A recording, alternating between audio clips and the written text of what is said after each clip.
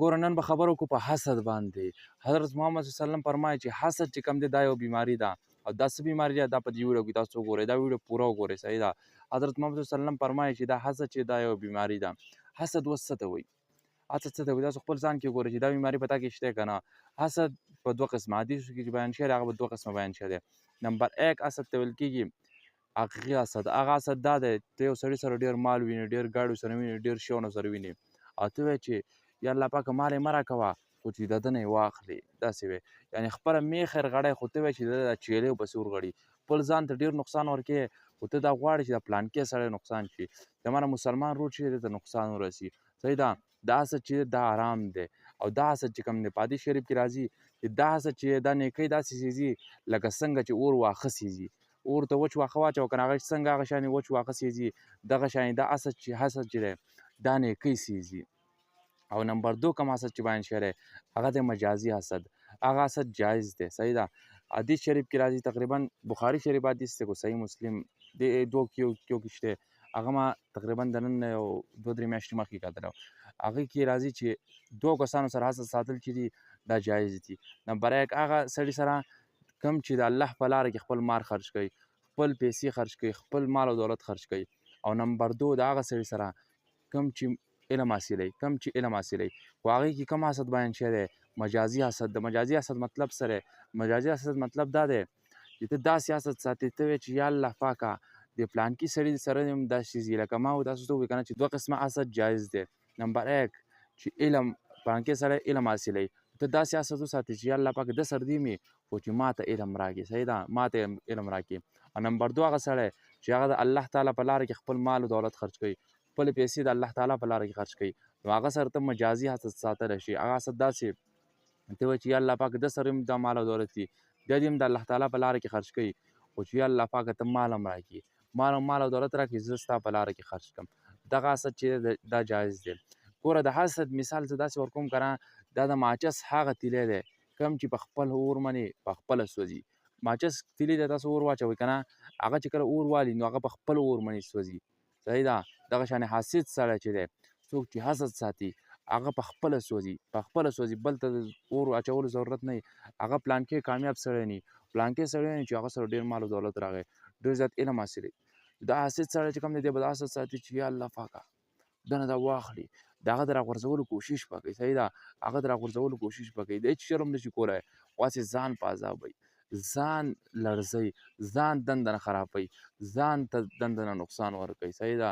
ځان نه یو کوک لسیز جوړوي ځان دنده نه ډډوي ځان دنده نه خرابوي او ډېر عمر پس ګوره بیا چې دا سړی به داسې لړزي داسې لړزان مني. حاسد سړی چې دی که نه کوم سړی چې حسد ساتي دی په خپله زندګۍ کې کله هم نشي خوشحالېدی هغه ځکه چې دی په خپل ماحول کې ګیر چاپېره ګوري چې یو نه یو سړی کامیاب شي که نه دی ولې کامیاب شو زه ولې نه کامیابېږم داسې حسد به ساتي.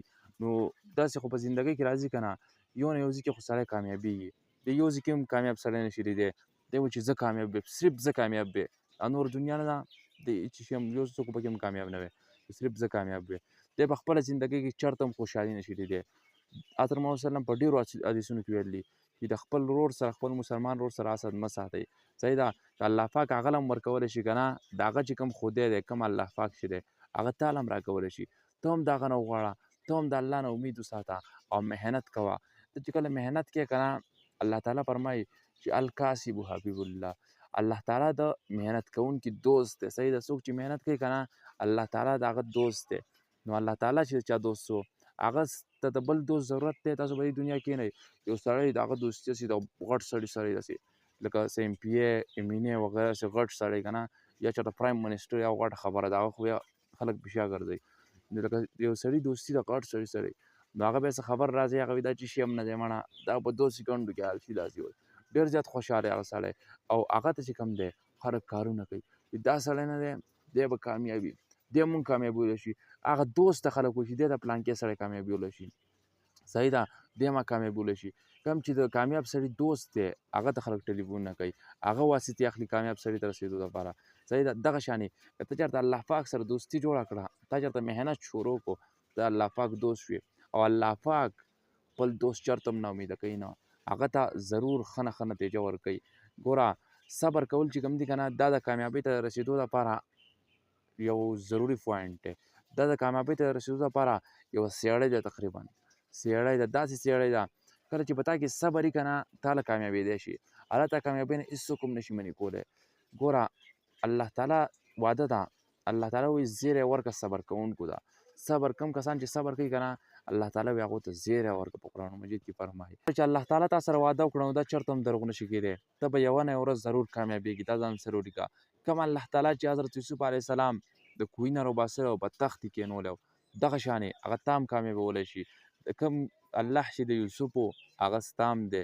کوم الله تعالی چې د حضرت یعقوب علیه السلام و د هغه زوی واپس راویستی و هغه الله تعالی ستا هم دی. کوم الله تعالی چې د حضرت یونس علیه السلام و حضرت یونس علیه السلام یې د مۍ په خېټه کې ساتلی و، صحیح ده، مۍ په خېټه کې هغه الله تعالی ستا هم دی، هغه تا هم کامیابولی شي. حسد ځان نه وباسه. حسد یو بیماري ده، داسې بیماري ده که نه یا ته چرې هم خوشحالۍ ته نه پرېږدي. ستا په زندګۍ کې چېرته هم خوشحالي نشي تللی. که چېرته ته حاسد یې، ته چېرته خلکو سره حسد ساتې، ته چېرته دا غواړې چې دا خلک کامیاب نه شي، زه صرف کامیاب شمه، دا غواړه چې دوی هم کامیاب شي او الله تعالی ما هم کامیاب کړي. صحیح ده. د خلکو د ښه سوچ کوه. کله چې ته د خلکو د ښې سوچ کوې که نه دا به خلک به ستا دپاره څه نه څه ښه کوي، دا سره به هم ښه کېږي. هغه شانې څنګه چې ته خلکو باره کې سوچ کوې دغه شانې یوه ورځ به ته هم کامیابېږي. ګوره ته چې کم خلک اټریکټ کوې، کم څیزونه چې ته ځان طرف ته راکاږې، لکه ته صحیح خلک خوښوې که نه د دوی کامیاب شي نو ته هم یوه نه یوه ورځ کامیابېږي. او که ته چېرته دا کم کامیاب خلک یې دوی د ځان نه لرې کوې ته به هم د کامیابۍ نه لرې کېږي، کامیابي تا ته نشي میلاوېدی. صحیح ده. کوشش کوه چې د ځان نه حسد وباسې. که چېرته هغوی کامیابېږي که نه خوشحالېږه پرې، ښه کار کېږي چې کامیابېږي، ښه کار کېږي چې هغو ته کامیابي میلاوېږي. یوه نه یوه ورځ به ته به هم کامیاب شي. صحیح ده. هغوی به ستا په کامیابۍ خوشحالېږي.